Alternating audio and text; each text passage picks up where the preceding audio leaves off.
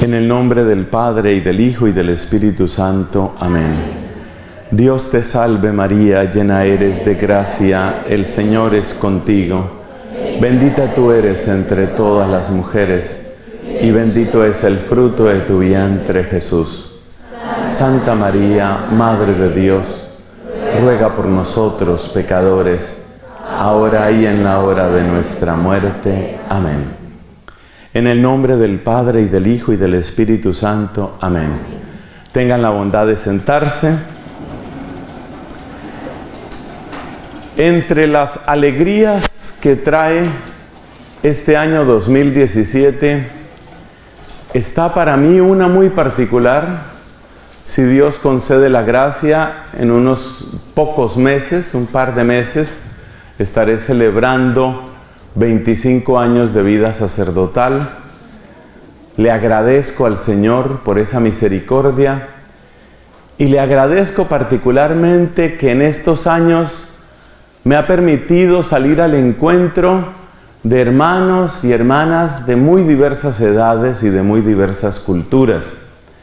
Por encargo de mi comunidad, he tenido ocasión de estar en lugares distantes para nosotros, como Seúl, como Tokio, como Hong Kong, y también en la otra dirección, como Londres, como Grimsby, como Lisboa. Y de norte a sur en nuestra querida América, lo más al norte que he estado es en Edmonton, en Canadá, y lo más al sur en Concepción, en Chile. Cuando miro el mapa, ese mapa de nuestro querido planeta, y trazo esas ciudades, a mí me resulta una cruz entre el norte y el sur, el oriente y el occidente. Y pienso que eso es misericordia del Señor, porque es descubrir cómo el Señor se convierte en pregunta y se convierte en respuesta en las más diversas culturas y situaciones. Por favor, tomar en cuenta los dos datos. Cristo no solo es respuesta, Cristo es pregunta, Cristo es también cuestionamiento. Frente a una sociedad que está adoptando nuevos dogmas, y de esos dogmas tendremos mucho que hablar en estos días, frente a una sociedad que da por sentados esos nuevos dogmas, nos corresponde a nosotros como cristianos mantener viva la pregunta de Jesucristo. Y ese preguntar y esa pregunta de Cristo sigue siendo tan actual y tan incómoda hoy como lo ha sido a lo largo de los siglos. Así que esa es parte de nuestra misión. Somos llamados a eso, somos llamados a hacer pregunta, no solamente a hacer respuesta. Y en nuestro camino de preguntas, tenemos muy buena compañía, particularmente en los jóvenes, porque ser joven hasta cierto punto es eso, tener más preguntas que respuestas. El niño suele tener muchas respuestas, pero son todas las respuestas del papá, de la mamá, lo que diga mi papi, lo que diga mi mami. Ese es el niño. El adulto ya tiene sus propias respuestas, ya sabe lo que tiene que hacer. Quizás ya se ha acomodado, quizás se ha convertido insensiblemente en una especie de cómplice de un sistema. Así se hacen las cosas, como así se hacen las cosas aquí, así las hago yo. Por eso el adulto a veces pierde la capacidad de preguntar. Entonces los jóvenes, particularmente ese sector, esa franja de la sociedad, es la franja donde abundan las preguntas. Y por eso suelen ser incómodos los jóvenes, porque cuestionan mucho de lo que nosotros consideramos como ya establecido. ¿Por qué esto tiene que ser así? ¿Por qué tengo que hacer esto? Esas preguntas que son incómodas, debemos, me parece, como cristianos, debemos asociarlas a la gran pregunta del Padre, de Dios Padre. Este gran obispo norteamericano, reconocido por su don de predicación, de hecho está en proceso de beatificación, Fulton, se llama él Fulton Sheen, decía que la gran pregunta es Cristo en la cruz. La gran pregunta que puede hacerse todo ser humano es: ¿por qué tú estás ahí? Esa es la gran pregunta. ¿Por qué tú estás ahí? Entonces, nuestro punto de partida es: Cristo es la gran pregunta, también es la gran respuesta, eso es lo paradójico. Es la gran pregunta del Padre, es el gran cuestionamiento, es el gran interrogante, o tal vez es el despertador de nuestros más profundos interrogantes. Podemos decir que quien se pone en contacto con Cristo empieza a sentir que renacen en su corazón una gran cantidad de inquietudes y preguntas. Y en ese sentido, Cristo está muy bien acompañado por una multitud de nuestros jóvenes hombres y mujeres. Como lo indica el hermoso cartel, el afiche que tenemos, está la cruz al centro, rodeada de las nubes de la naturaleza y de la nube cibernética, con todas las redes sociales. Está el campo, está la ciudad, está el hombre, está la mujer y está la cruz. La cruz en muy buena compañía, Cristo en muy buena compañía, o mejor, nuestros jóvenes en muy buena compañía. Así que nuestro punto de partida es ese: Cristo interrogante del Padre, Cristo pregunta del Padre, y nuestros jóvenes preguntas vivas dentro de la sociedad. Con esa breve introducción, pasemos al título de esta primera conferencia. Le he pedido a Germán que le demos como título: Definir sin limitar. Definir sin limitar. Bueno, es como un juego de palabras. A veces uno busca un título que tenga esa capacidad de quizás despertar alguna inquietud. Definir sin limitar. La juventud. Definir sin limitar. Bueno, para efectos de esta conferencia, definir tiene que ver con los conceptos, con las ideas, y limitar tiene que ver con las personas. Definir quiere decir poner un fin. Limitar quiere decir poner un límite. Por eso el título tiene su paradoja, porque estamos hablando de definir pero sin limitar. La razón es que el definir lo aplicamos a los conceptos, a las ideas, y el limitar lo aplicamos, o el no limitar lo aplicamos a las personas. ¿Qué es lo que queremos plantear en esta charla, en esta conferencia introductoria? ¿Qué es lo que queremos plantear?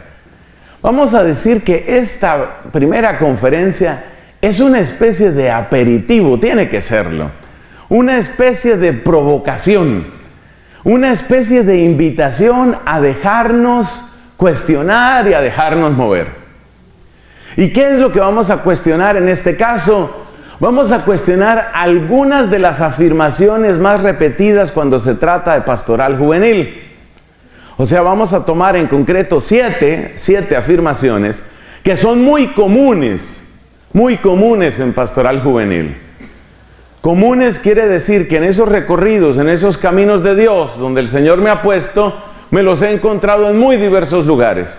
Entonces vamos a tomar 7 afirmaciones que son muy comunes y las vamos a cuestionar, nos vamos a preguntar qué límites están implícitos en esas afirmaciones o en esas propuestas o postulados que son muy comunes en la pastoral juvenil.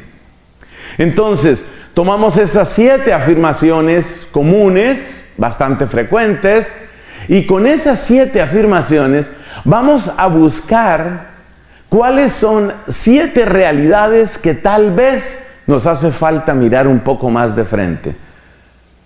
Lo mejor es ir entrando en cuáles son esas 7 afirmaciones y darnos cuenta de que pueden ser cuestionadas, pueden ser interrogadas. Eso es lo que vamos a hacer. Por ejemplo, la número 1, aquí la tengo. La número 1 dice así: existe la idea, en muchas personas existe la idea de que en la pastoral juvenil todo tiene que ser divertido. Entonces se puede poner entre comillas, veo mucha gente tomando sus apuntes, eso es siempre muy buena idea. Entonces, primera afirmación que nos vamos a dar el permiso de cuestionar: existe la idea en muchas personas, no digo que sea necesariamente en ustedes, pero existe la idea de que la única manera de hacer pastoral juvenil es que las cosas sean divertidas, que todo sea divertido. La expresión que utilizan en inglés es esa palabra F-U-N, it will be fun, ¿no? Será divertido. Para invitar a los jóvenes, it will be fun, va a ser divertido. O como quien dice, la vas a pasar bien. El postulado, la hipótesis que está por debajo de eso es que si no es divertido, no vas a poder llegar a los jóvenes. Si no es divertido, si no te vas a sentir bien, si no vas a estar a gusto, entonces no va a funcionar. Esa es la idea. It will be fun. Va a ser divertido, la vas a pasar bien. Y muchas veces en las propuestas de pastoral juvenil, desde el principio, parece que fuera como una especie de, ¿qué digo yo? Como de dogma eso. Tiene que ser así.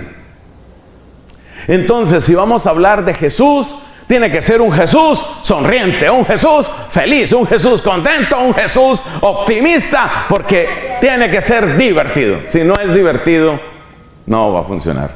Tiene que ser agradable, tiene que ser divertido. En muchos colegios en una época vino la idea, no sé si eso sucede en este colegio, pero igual tengo que decir lo que tengo que decir.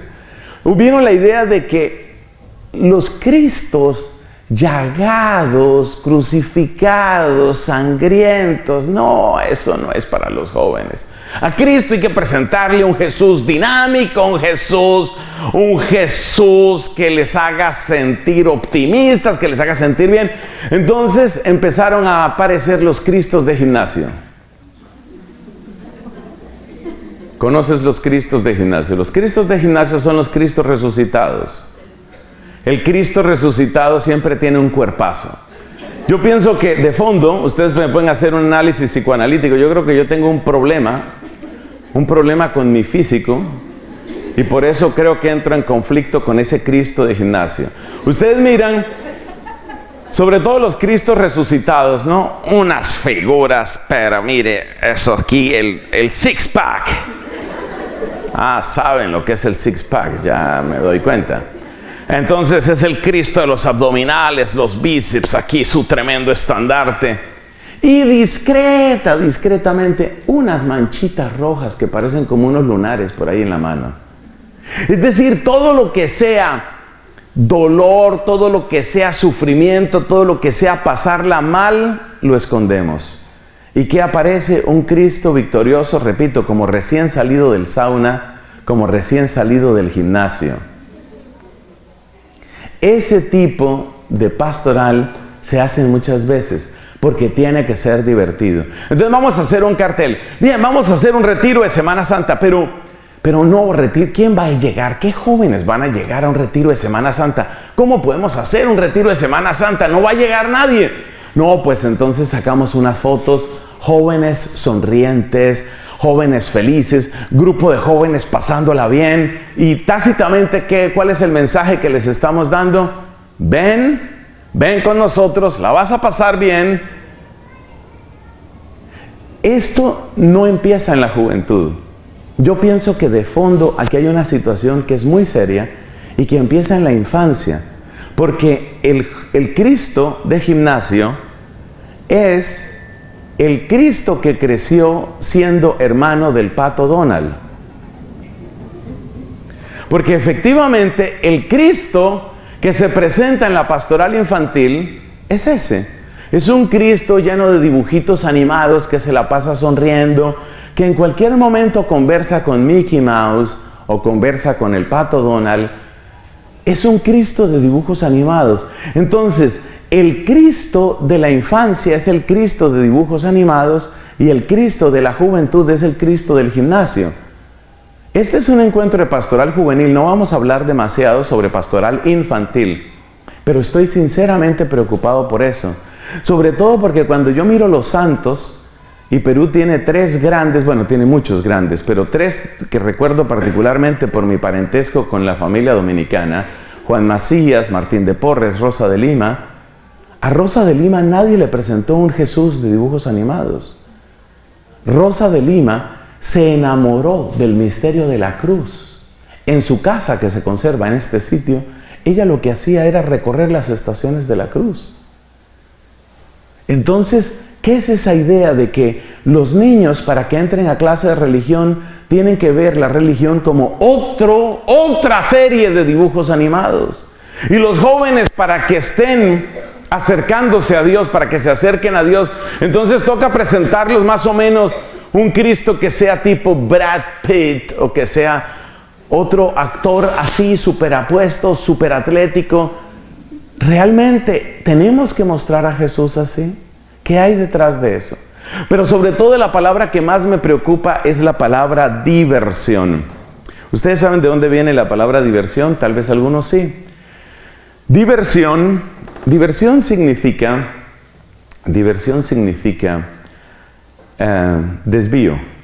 De hecho, en inglés, si tú vas por muchas calles pasa eso. De pronto te encuentras un letrero, que obviamente en inglés se pronuncia distinto, no diversion. Y tú ves, ¡ay, diversión! ¡Uy, wow! ¡Diversión!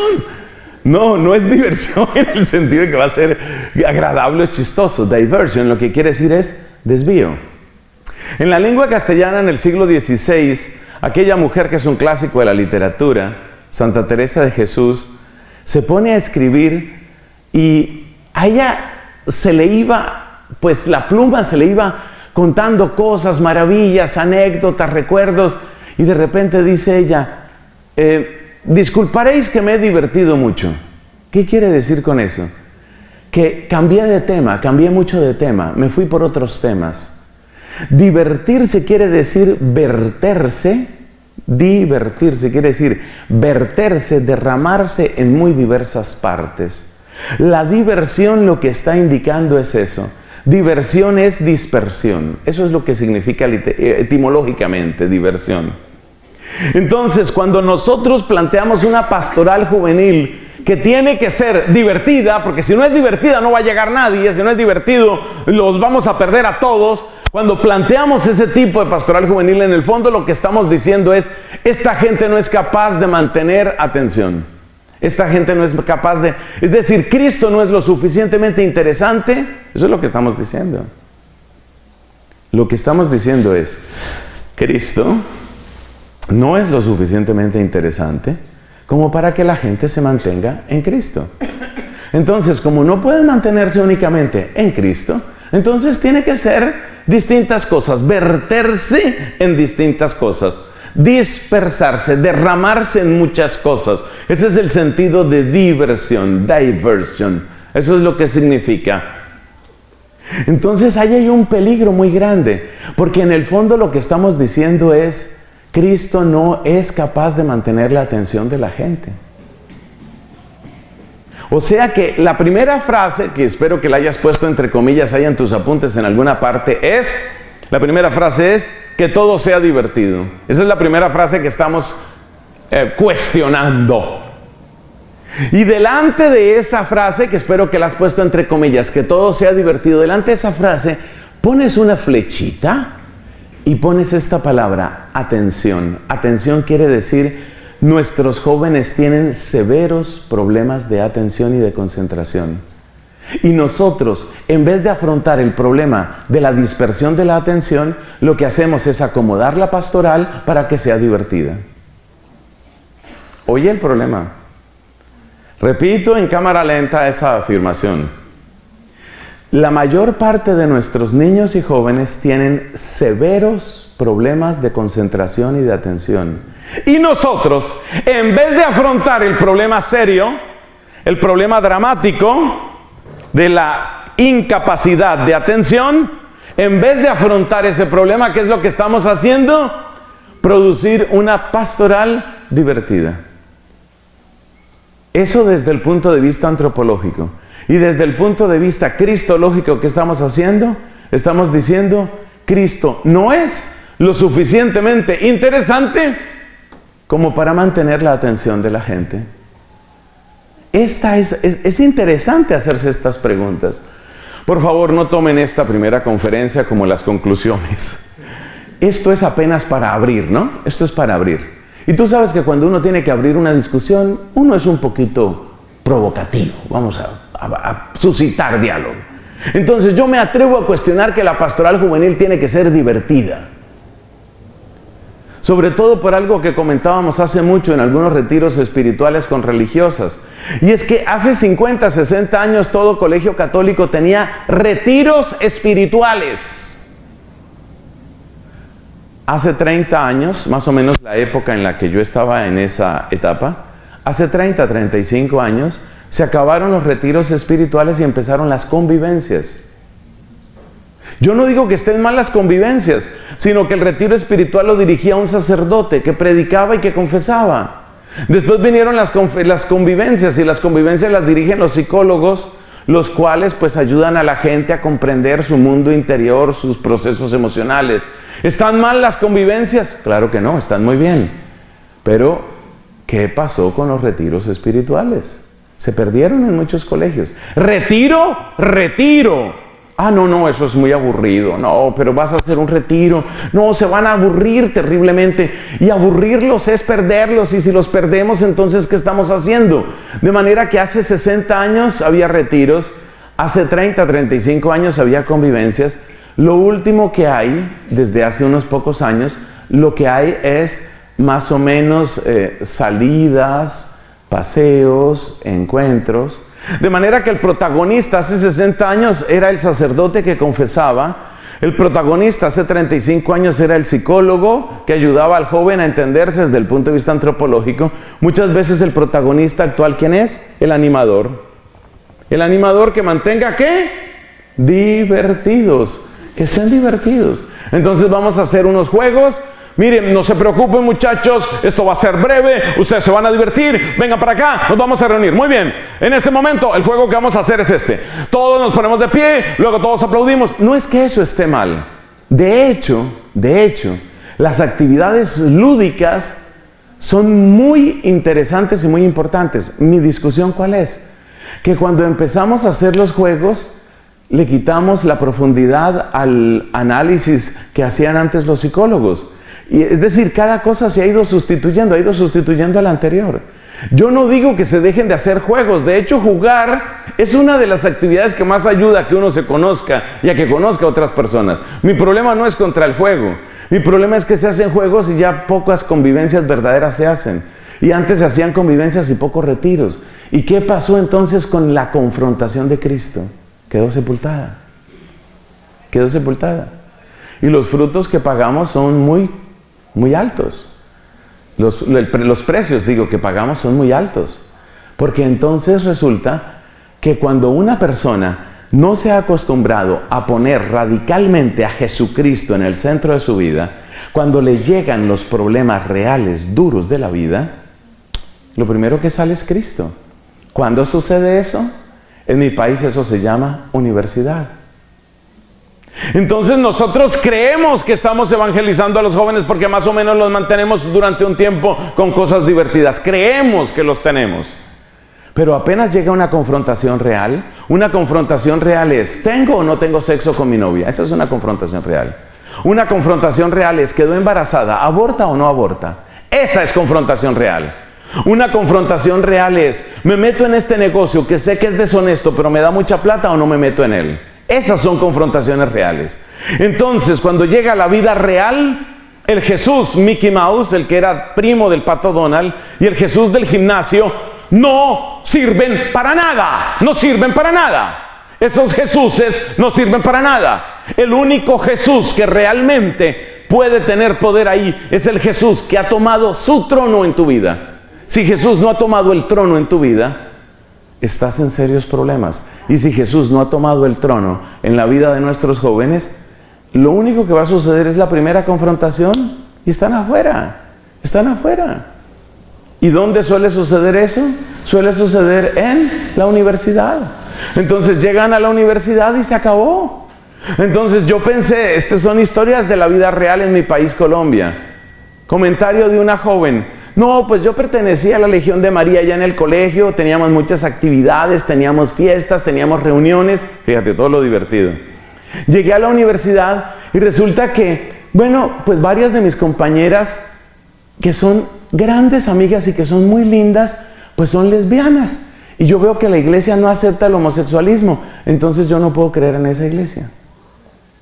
¿Te das cuenta? Apenas termina la fiesta, apenas termina la diversión, lo que aparece es que no hay verdadera presencia y reinado de Cristo. No hay verdadero reinado de Cristo. Entonces, esa es la primera frase. Solo la primera. Atención, son 7. Esta es solo la primera frase. It will be fun. Va a ser divertido.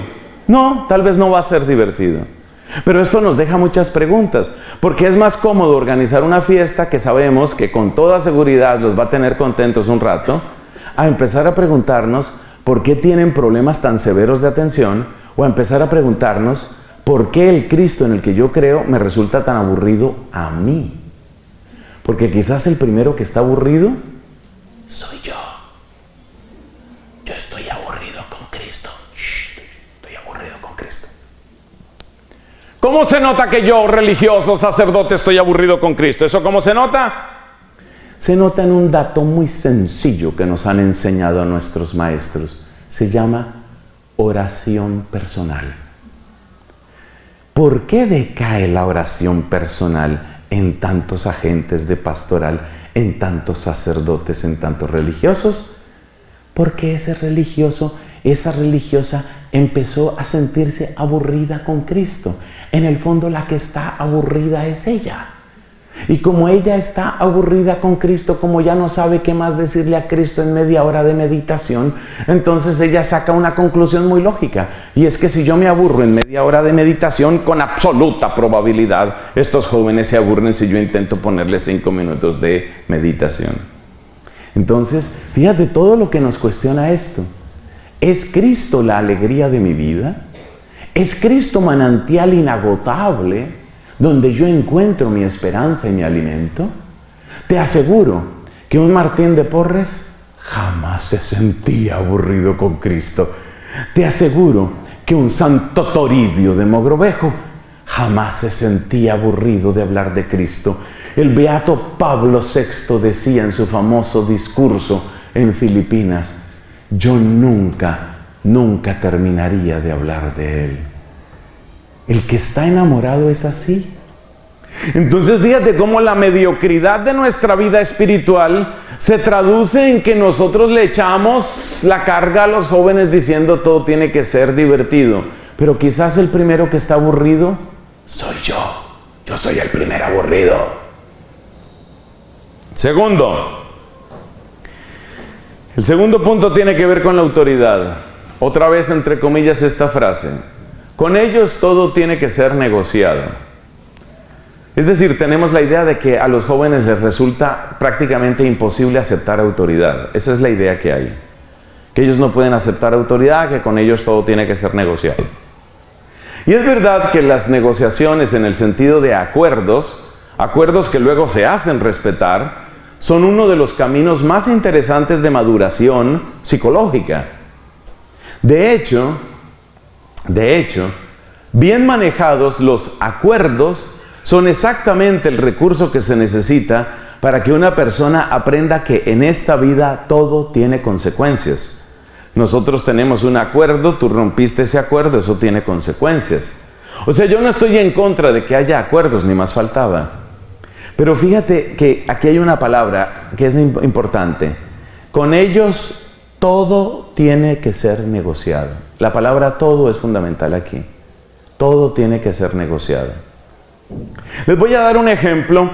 Como la realidad que más conozco es la de mi país, entonces, bueno, pues de ahí viene la mayor parte de mis ejemplos, lo cual sirve mucho, porque entonces ustedes pueden sacar como conclusión de las conferencias que yo dé: oye, qué mal que está Colombia. Qué mal que está esa Colombia. O tal vez ustedes se pueden preguntar: ¿y por aquí está sucediendo lo mismo? Interesante que se hagan esa pregunta. Entonces mire por ejemplo esto.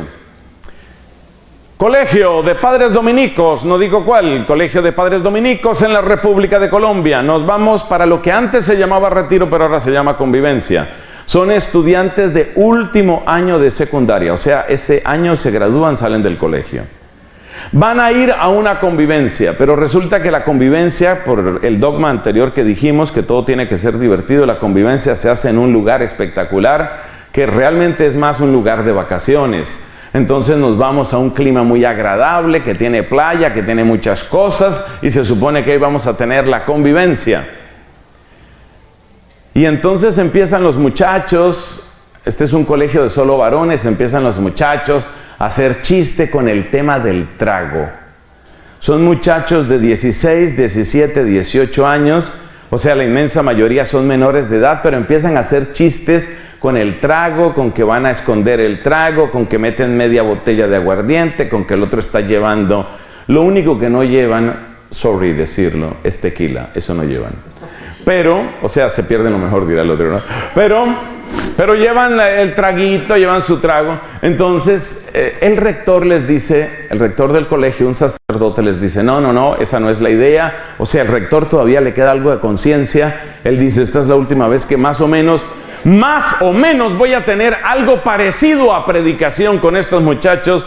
Entonces hace un negocio. El negocio es, bueno, como vamos a salir el viernes y tenemos que regresar un lunes, que es lunes festivo, entonces trabajamos serio sábado y domingo, y ya el domingo por la noche hacemos una reunioncita, entendiéndose que ahí viene el trago. Es decir, viene el negocio, ¿no? Primero ustedes están juiciosos en la misa y después yo los dejo a ustedes emborracharse. Ese es el tipo de consenso al que me refiero aquí. Ese es el tipo de consenso. Un consenso que en el fondo lo que hace es otorgarle derechos al pecado. Dicho de una manera cruda, dicho de una manera así salvaje, hay un modo de consenso que consiste en darle derechos al pecado. Es decir, si quieres, pues hay que encontrarle el horario al pecado. Más o menos lo que han hecho muchas ciudades en tantísimos lugares del mundo, ¿no? Tácitamente se rechaza la prostitución, pero ¿qué es lo que termina existiendo? Una zona de tolerancia, un distrito rojo, un lugar donde en el fondo sí hay prostitución. Entonces, ese es el tipo de negociación que nosotros trasladamos a veces en el trabajo con los jóvenes. Es decir, se supone que vamos a trabajar por la predicación del Evangelio, se supone que vamos a trabajar por la santidad, se supone que vamos a trabajar por la vida cristiana, pero también de vez en cuando una borrachera, unos cuantos que estén por ahí bien perdidos, podridos de la borrachera, pues eso también cabe. Con el agravante de que muchas veces lo que se ha logrado edificar con tanto trabajo se pierde en un evento de estos, en una situación de estas. Ese es el problema. Entonces, la frase que estamos cuestionando es esta: todo tiene que ser negociado. Y yo pregunto, ¿por qué tenemos esa manera de pensar? ¿Por qué decimos que todo tiene que ser negociado? Porque en el fondo dudamos de que ellos puedan respetar una autoridad todo el tiempo. Pero resulta que la gente que más cree en la autoridad son los jóvenes. ¿Qué? Sí. La gente que más cree en la autoridad son los jóvenes. Quien esté en desacuerdo conmigo, por favor, lea cualquiera de los centenares de estudios que se han hecho sobre pandillas juveniles. No hay régimen de autoridad más vertical, brutal, dictatorial, unívoco. No hay nada más autoritario que una pandilla. Y el fenómeno de las pandillas juveniles no está disminuyendo. No está disminuyendo, está creciendo. ¿Y qué tipo de obediencia piden los jefes de pandilla? ¿Qué tipo de órdenes dan? Depende de la pandilla. Las más salvajes en América son las pandillas que están en Centroamérica, particularmente en Salvador y en Honduras.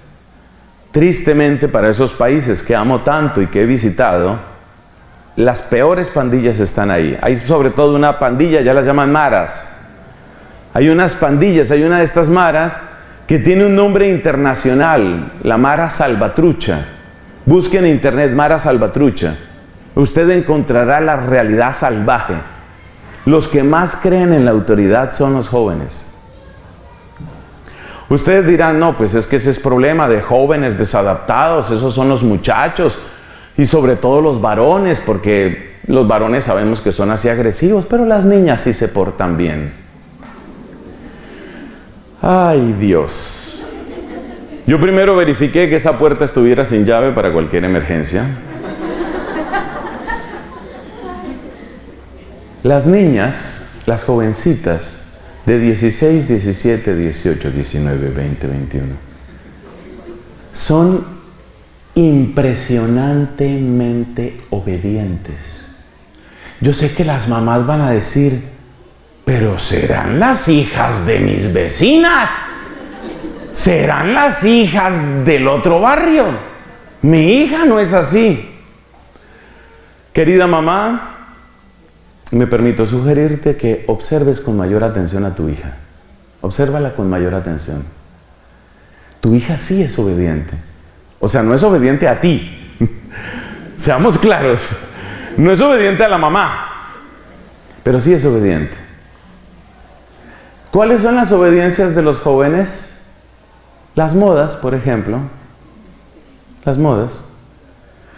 Cuando estaba haciendo mi tiempo de doctorado en Irlanda, yo ayudaba en la pastoral hispana en ese país.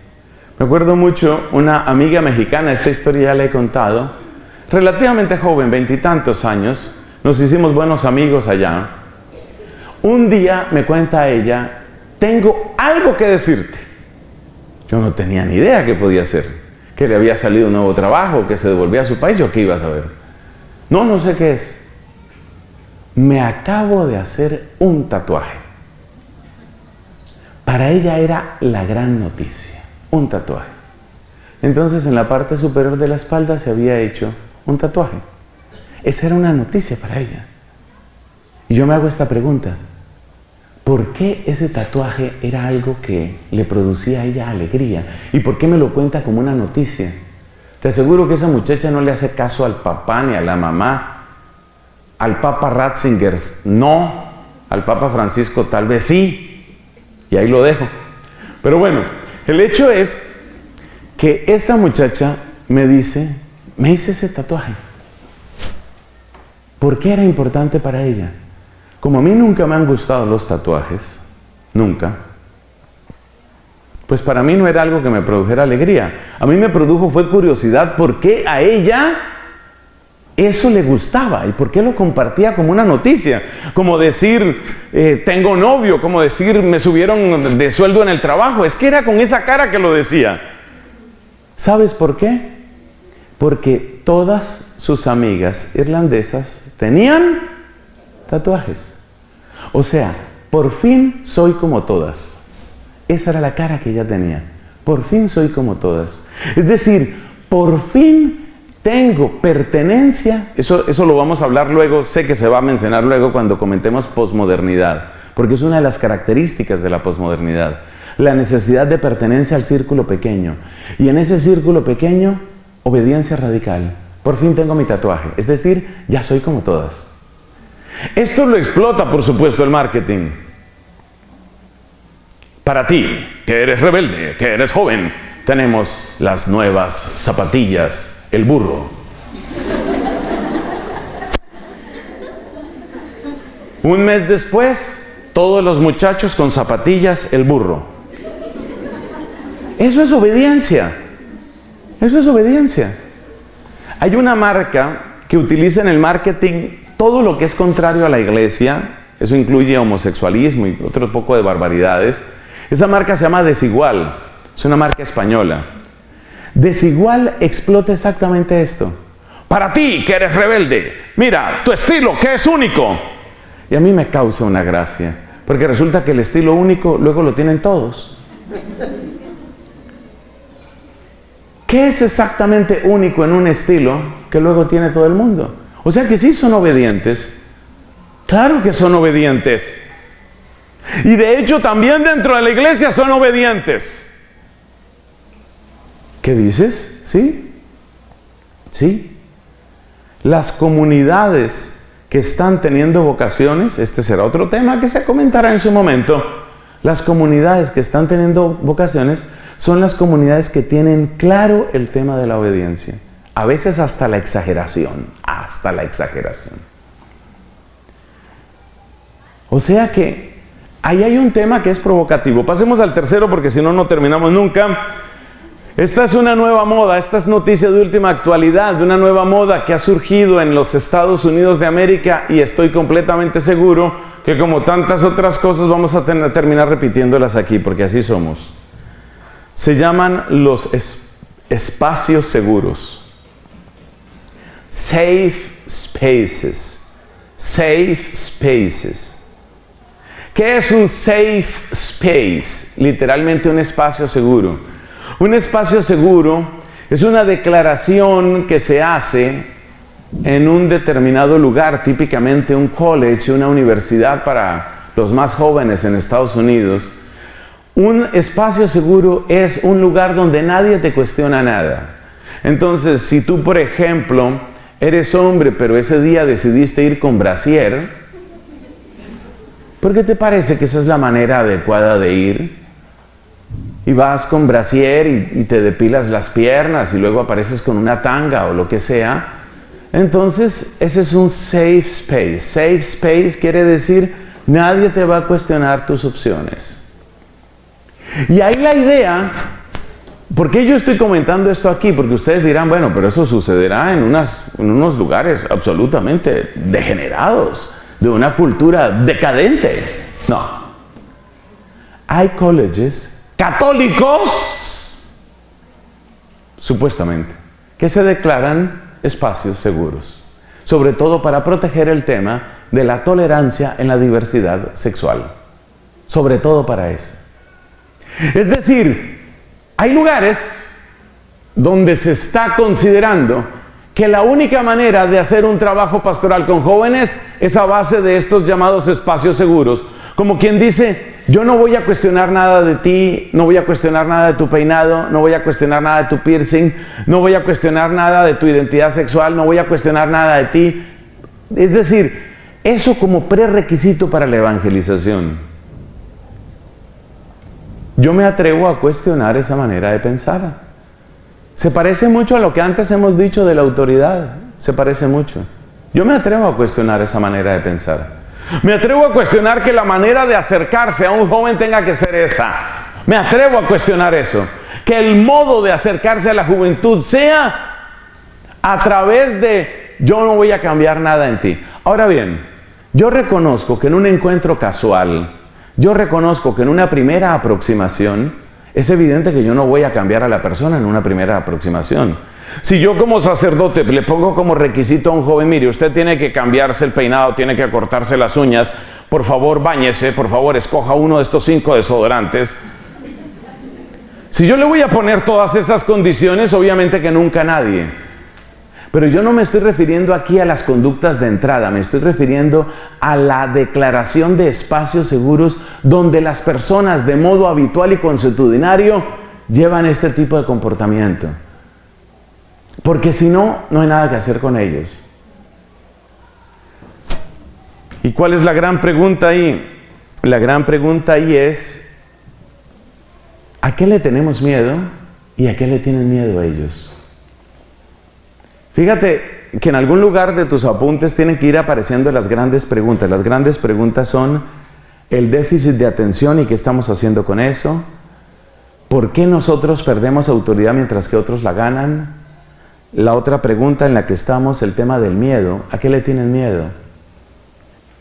¿A qué le tienen miedo? El estado de Estados Unidos donde mayor población juvenil se encuentra en etapa de college y de universidad es California.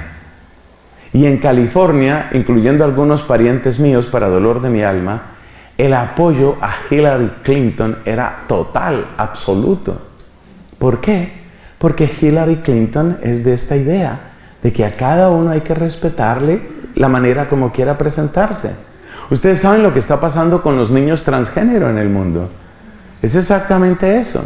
Un niño llega un día al colegio y dice, de hoy en adelante no me llamo Luis, me llamo Luisa. todos tenéis que llamarme Luisa, ¿entendéis? Y el que se burle, una multa. Y el profesor que no le diga Luisa, otra multa. Y si el colegio no le permite entrar a la nueva Luisa al baño de las niñas, otra multa. Así está el mundo. Entonces, ¿qué es un safe space? Un safe space es un lugar donde yo puedo ser durante 3 meses fui niña, y luego durante 6 meses fui niño, y ahora soy queer, y después no sé qué voy a hacer, lo voy a pensar, mañana te cuento. Un safe space es eso.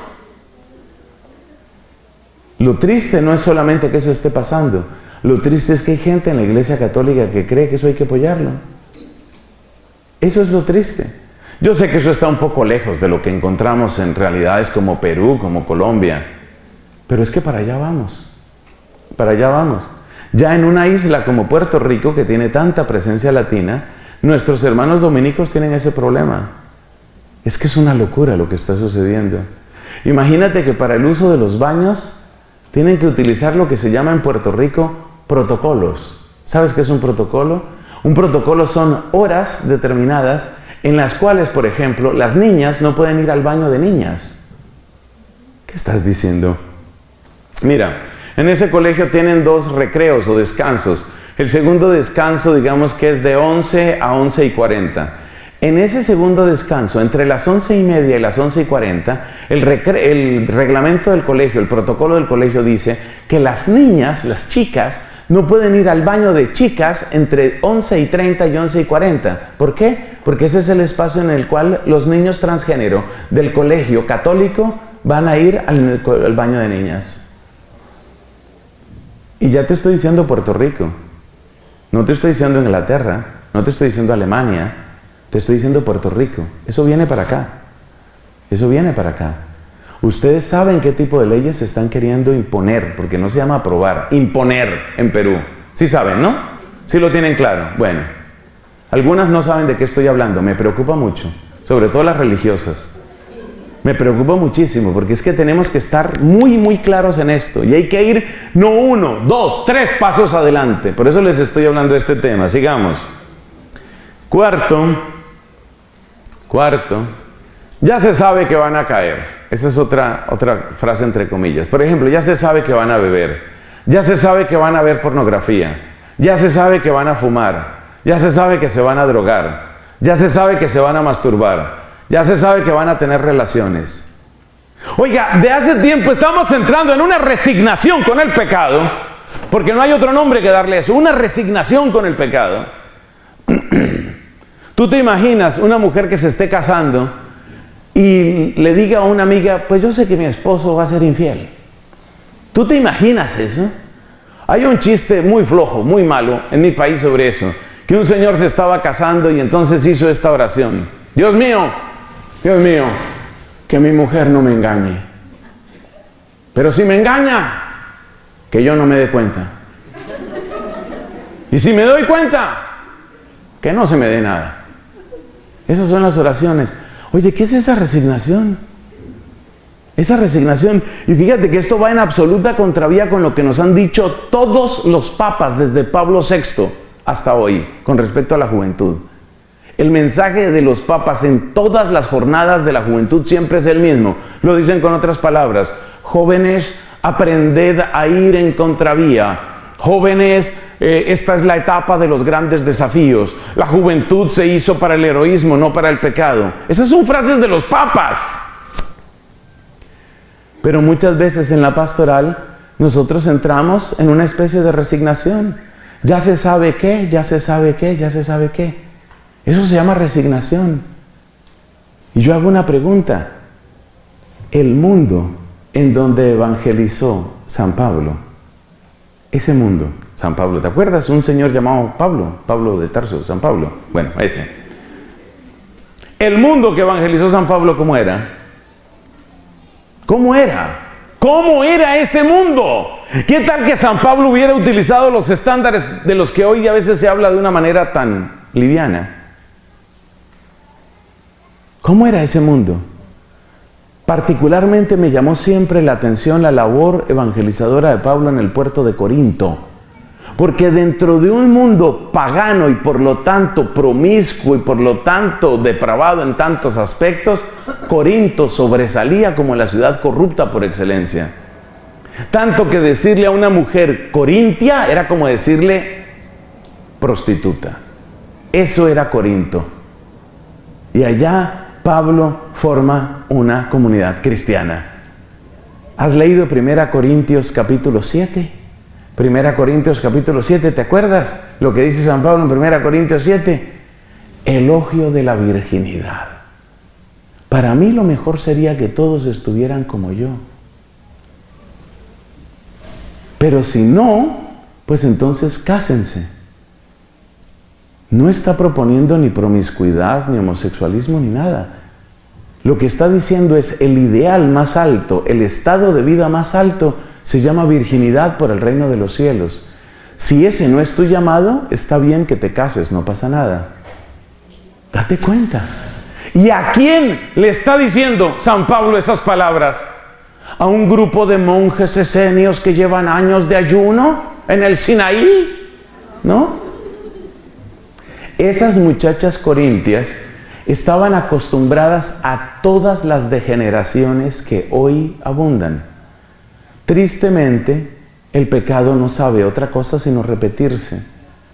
Las mismas cosas que encontramos hoy, las famosas sex shop, donde venden todo tipo de juguetes sexuales y cosas para aumentar el deseo, ya existían en Grecia y en Roma. Los prostíbulos, la pornografía, todo lo mismo. Una de las cosas muy tristes de estas dos ciudades que fueron cubiertas por el Vesubio, Pompeya y Herculano, es que, pues como cayó esa cantidad de ceniza caliente que sepultó estas ciudades, realmente la vida quedó detenida. Y cuando luego empiezan los investigadores y los arqueólogos a quitar con mucho cuidado todo eso, aparece la realidad de un pueblo que quedó congelado en el tiempo. Y lo que aparece, por ejemplo, es la zona de prostíbulos. ¿Y cómo funcionaban los prostíbulos en Herculano y en Pompeya? Repletos de pornografía. Repletos de pornografía, porque el pecado no sabe sino repetirse. Ese fue el mundo donde evangelizó San Pablo. Y yo hago una pregunta: ¿es que Cristo es más chiquito ahora? ¿Es que Cristo es más débil ahora? Es que no dice la carta a los hebreos: Él es el mismo ayer, hoy y siempre. Entonces, ¿por qué esa resignación nuestra frente a la droga? No, ¿qué hay que hacer con la droga? Pues legalizarla. Y con la pornografía, pues que la consuman. Y frente a la pederastia, pues legalizarla.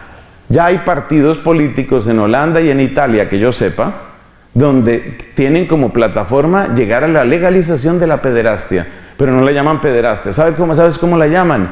Educación sexual interactiva. Para allá va el norte de Italia, para allá va Holanda y no sé qué otro. ¿Por qué esa resignación nuestra frente al pecado? ¿Por qué esa manera de pensar van a terminar haciéndolo? No. Entonces fíjate que la mediocridad no está en primer lugar en ellos. Esto es lo que yo quiero destacar. La mediocridad está en primer lugar en nosotros. Como lo decía hermosamente el Papa Benedicto cuando inauguró el año de la fe. Lo decía preciosamente. La fe, el don de la fe nos recuerda que no podemos dar nada por descontado. Ese es el problema, que nosotros damos las cosas por descontadas. Ese es el problema. Damos por descontado que van a mantenerse los mismos valores, los mismos principios, y cuando el mundo se nos acaba, entonces entramos en resignación. Llevamos 1, 2, 3, 4, 5. De por sí la juventud es rebelde. Ya eso no necesita más explicación, ya hemos dado el caso. No es cierto que de por sí la juventud sea rebelde. ¿Sabes qué pasa con los jóvenes? Ellos saben a quién le creen y a quién no. Eso es lo que pasa. Para estar con los jóvenes, para predicar a los jóvenes, para mover a los jóvenes, no se necesita ser particularmente divertido ni nada de esto. Lo que hay que ser es convincente. Y la única manera de ser convincente es estar en primer lugar convencido y en segundo lugar coherente. Es eso lo que se necesita. Entonces, el problema es un problema de autenticidad. En el avión en el que venía para acá, estaba leyendo sobre un encuentro de un gurú de la India. Este hombre que predica una mezcla entre yoga, hinduismo, meditación, búsqueda de la paz, la felicidad, la armonía. Ese tipo de gurú que sale cada cierto tiempo y que adquiere gran popularidad. La gente lo llama cariñosamente Sri, Sri, Sri. Es tan difícil de pronunciar eso para mí, pero se escribe así, S-R-I, S-R-I. Así lo llaman los que son amigos de él. Es una persona que, digamos, tiene una cara amable, Sri, Sri, y él predica todo este tipo de cosas. Y él habla sobre la armonía entre las naciones, sobre la paz en los pueblos, sobre la reconciliación en las familias. Es un hombre que por edad yo diría que tiene más de 60, probablemente 70, aunque soy muy malo para calcular edades. Únicamente sé que Germán tendrá 31, 32. Entonces, Sri Sri es un hombre que tiene más de 60, entre 60 y 70 años. Dirigió una especie de retiro espiritual en San José de Costa Rica no hace mucho. Este señor dirige su retiro espiritual, no es un joven, no está contando cosas divertidas, no está hablando lugares comunes. ¿Y quiénes asisten ahí? Papás, mamás, abuelitos y jóvenes. Y jóvenes. El problema de los jóvenes no es la edad. Por favor, no los tratemos como tontos. Y tampoco pensemos que ellos tienen mentalidad de gueto. Eso no es cierto. El problema no es la edad. A veces se vuelve como un dogma. Al joven solo lo evangeliza otro joven. ¡Mentira! ¡Mentira! Eso no es cierto. El apóstol joven, según toda la tradición, era San Juan. San Juan el evangelista. El apóstol joven. Y tú miras con quiénes estaba San Juan y era con hombres mucho mayores. Fue primero discípulo del Bautista, luego discípulo de Cristo, que eran contemporáneos, como sabemos. No, el joven no necesita. El joven no necesita ser evangelizado por otros jóvenes. El joven necesita ser evangelizado por alguien que tenga autoridad porque es coherente. Eso sí lo reclaman ellos.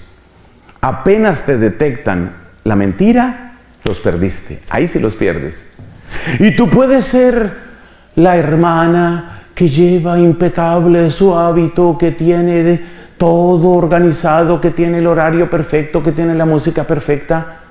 Y de pronto, como ellos son así, todos capaces de cuestionar, entonces le hacen la pregunta que le hicieron una vez a una religiosa. A mí no se me olvida eso, ¿no? Una hermanita que tenía organizado su encuentro con unas jovencitas del colegio y las tenía muy bien y ya tenía todo organizado, los horarios, todo, la vajilla, las sillas, así como son a veces las religiosas, tan linda la religiosa.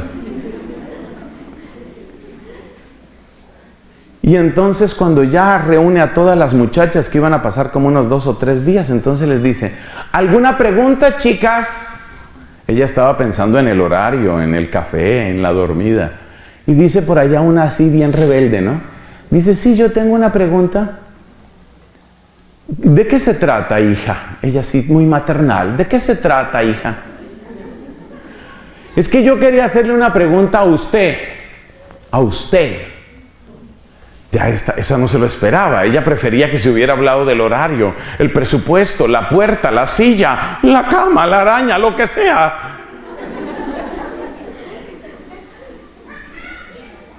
¿Es verdad que ustedes, las religiosas, son esposas de Cristo? ¿Usted es esposa de Cristo? Imagínense esa pregunta. 10 de la noche por allá en una casa y esta pues dice... Sí, ya se acomoda. Sí, hija, claro que sí. Me extraña tu pregunta, pero bienvenida. Ella todavía está compuesta. Y le dice a la muchacha, ¿y su esposo le da mala vida? Oye la pregunta. ¿Y su esposo le da mala vida? ¿Y por qué me dices eso? Yo no la veo feliz a usted. Yo no la veo feliz a usted. Entonces, ¿de qué sirve que todo funcione como un relojito? ¿De qué sirve que ya les tengas la canción que las va a motivar? ¿De qué sirve que les tengas la sala de las lágrimas donde se van a conmover y llorarán? ¿De qué sirve que les tengas las carticas que les van a mandar los papás, los primos, los amigos? ¿De qué sirve todo eso si cuando te miran a los ojos no ven la alegría de una persona que tiene a Cristo en el corazón? Entonces no es que los jóvenes sean rebeldes, no, ellos reclaman eso, y donde no lo ven, no lo creen. Donde no lo ven, no lo creen. Entonces, ¿qué es lo que pasa en la pandilla? Lo que pasa en la pandilla es que el jefe de la pandilla dice, pues yo soy un matón. Y sí, es un matón. Sí. Ellos viven en su mundo de redes. Esa es otra que va entre comillas. Ya estamos terminando. Pero téngase presente que empezamos un poquito tarde. Ellos viven en su mundo de redes. ¿Eso es cierto? Eso es cierto. Pero hay una característica que conviene examinar. ¿Saben ustedes cuál es la red más interesante para estudiar? Aquí, vamos a ver si la pusieron aquí. Ahí veo yo Twitter, Yahoo, Vimeo, InLink, SoundCloud, Instagram, Pinterest. Repitieron algunas porque se les acabaron. WhatsApp, más Twitter, Bebo, Tumblr, Facebook. Hay una que no está ahí. Pequeña corrección. Hay una que no está ahí. Y es muy importante para los jóvenes hoy. Se llama Snapchat. Snapchat. Mire, Snapchat es interesantísima para estudiar la realidad juvenil. ¿Por qué? ¿Sabes qué es Snapchat? Snapchat nació como un modo de compartir el instante. El instante, ojo que esta es una clave para la posmodernidad. Snapchat nació para compartir el instante. Por ejemplo, resulta que estoy en Lima y yo estoy suscrito a Snapchat. Estoy en Lima y me encuentro con mi amiga. Ahí está mi amiga. Me encontré con mi amiga. Entonces nos tomamos una selfie, o por supuesto una selfie, con mi amiga. Y le mando a mi otra amiga en Bogotá y le digo, mira con quién estoy. Le estoy compartiendo ¿qué? El instante. ¿Y qué sucede después de que la otra persona ve la foto? Se desaparece. Estoy preocupado porque veo perdidas algunas de las religiosas aquí. No se sientan regañadas. Pero si ustedes no están al tanto de estos temas, que sirva este curso para que se actualicen, por favor. Porque es que nuestra gente está en esto. Y si no comprendemos este lenguaje, si no entendemos lo que está pasando ahí, se nos va. Ahí sí que los perdemos. Ahí sí que los perdemos. Snapchat. Entonces, Snapchat, ¿cómo es? Yo me tomo mi foto con mi amiguita y le mando la foto a la otra amiga. Y le digo, mira con quién estoy. Y ella mira esa foto y después de unos breves segundos se desapareció. Para siempre. Para siempre. Los adultos hacemos esa cara que tú acabaste de hacer, señora. La que está detrás de ti, hermanita. Hacemos esa cara. Yo hice la misma cara. Cuando me explicaron qué es Snapchat, que yo no estoy suscrito a Snapchat, yo decía, pero ¿cuál es el sentido de una foto que se borra? Pues, ¿para qué? O sea, ¿para qué eso?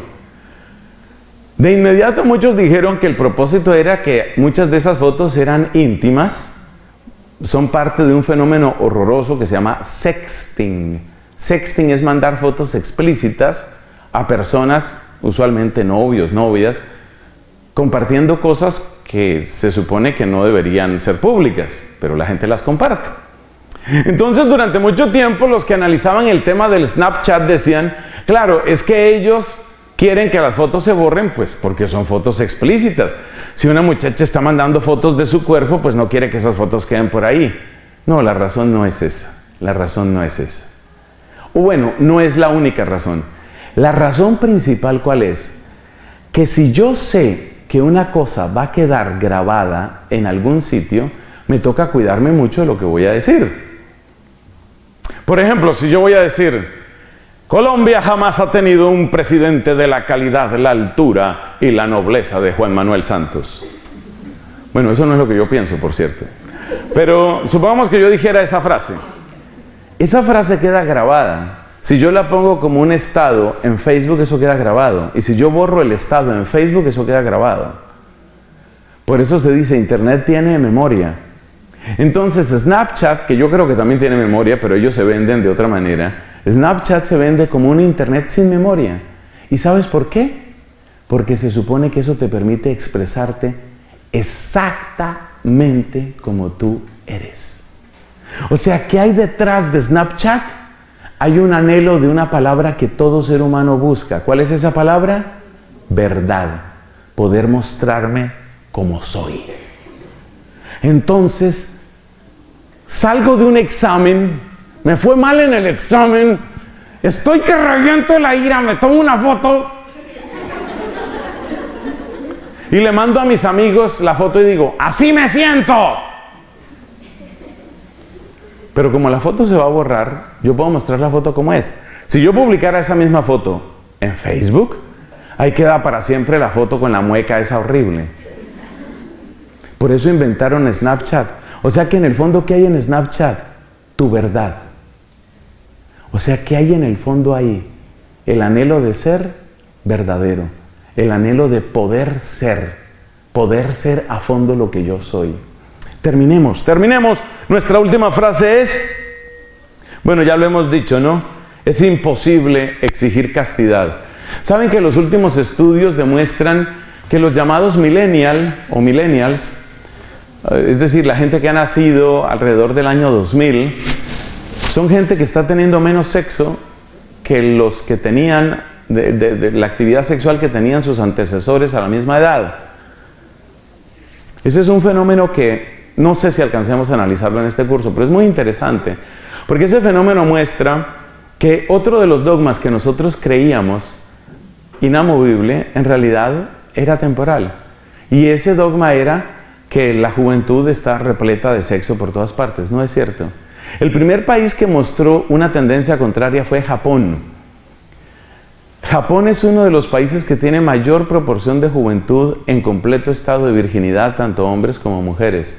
Pero la razón no es religiosa, la razón no es filosófica, la razón es de hastío radical del ser humano. Esa es la razón. Entonces, hay un nombre, yo no me sé ese nombre en japonés, pero hay un nombre para esas personas. Los japoneses jóvenes fueron los primeros que empezaron con esto. Ustedes saben que Japón va a la vanguardia en muchos temas de tecnología. Entonces, los temas de redes sociales han tenido impacto en Japón mucho antes que en otros puntos, en otras partes. Entonces, en Japón ya se presenta desde hace tiempo ese fenómeno que se caracteriza porque la gente no tiene ningún interés en sexo.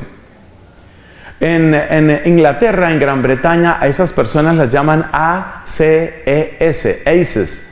Los ACES significa personas sin ningún interés en sexo, sin absolutamente ningún interés en sexo. De nuevo, la razón de ellos no es religiosa, no es por Cristo, no es por el Evangelio, no es por la iglesia, ni siquiera es por la moral, es por una especie de fastidio del ser humano y por una especie de egoísmo. Pero ¿por qué les estoy comentando de los ACES en Gran Bretaña y por qué les estoy comentando este fenómeno tan interesante que ya lleva años en Japón y que una vez más amenaza la continuidad de la raza japonesa en el mundo? Ese es otro tema interesante. ¿Por qué les estoy contando esto? Porque durante muchos años fue casi un dogma en la pastoral católica que si tú tienes en una reunión, tú tienes muchachos y muchachas y empiezan a surgir noviazgos, lo mejor es que no toques temas hartos, temas antipáticos, temas de anticonceptivos y temas de pureza y temas de castidad. Entonces, muchos de los que trabajan o trabajaban en pastoral juvenil hasta hace poco, y me imagino que todavía ahora, toman esa actitud, es decir, es preferible tener a los muchachos y a las muchachas, pero no toquemos esos temas. O sea, en el fondo saben que esta gente seguramente debe estar teniendo sexo, pero no nos metamos con eso, pasemos por encima de eso y más bien hablemos de otros temas, como por ejemplo el compromiso mundial que hay que tener para evitar el calentamiento global. O sea, que ellos se calienten todo lo que quieran, pero evitemos, con tal de que no calienten el planeta. Ahí no hay ningún problema. Esa es la realidad de mucha pastoral juvenil y esos temas no se tocan. En este sentido, los primeros desastres empezaron a suceder de los estudios que yo tengo, de lo que yo puedo observar en Alemania. En Alemania fue donde empezó esa tendencia a no nos metamos en la vida de las personas. Es decir, suponemos que ellos deben estar teniendo su sexo, sus cosas, pero ese es asunto de ellos. Gravísimo. Esa tendencia luego se volvió realmente universal. ¿Y por qué les estoy contando lo de Gran Bretaña con los Aces y lo de Japón? Para demostrar que en el fondo la castidad siempre fue posible y siempre es posible, siempre. Somos nosotros los que hemos fallado en nuestra fe, en nuestra capacidad de creer quién es Jesucristo y cuánto puede Jesucristo. Somos nosotros los que hemos fallado en eso. Bueno, entonces grandes temas que hay que ver en la pastoral juvenil. El déficit de atención, a quién reconocen como autoridad, a qué tienen miedo ellos. Por favor, termine de escribir preguntas porque esto es lo que va a servir para luego por la tarde. ¿A quién tienen miedo ellos y a qué tenemos miedo nosotros? Luego el tema del dolor, los dolores que llevan por dentro, de qué se están escondiendo. El tema de la justicia, la sociedad no les resulta creíble. El tema de la verdad. Tú puedes ser todo lo que quieras, con hábito, sin hábito, grande, chiquito, feo, bonito, eso no importa. Cuando empiecen a descubrirte grietas e incoherencias, hasta ahí llegaste. No se les olvide la pregunta de la muchacha: ¿y su esposo le da mala vida? Yo no la veo feliz, hermana. ¿Su esposo le da mala vida? Eso es grave. Y luego el tema del amor. Donde aparece verdadero amor, la castidad se vuelve posible. Donde no hay amor, pues vienen todos los sustitutos y los sucedáneos. Bueno, esta es la introducción, esto es apenas la invitación, esta es la provocación para iniciar con impulso nuestras discusiones sobre pastoral juvenil, en qué estamos acertando, en qué nos hace falta crecer. Gloria al Padre, al Hijo y al Espíritu Santo.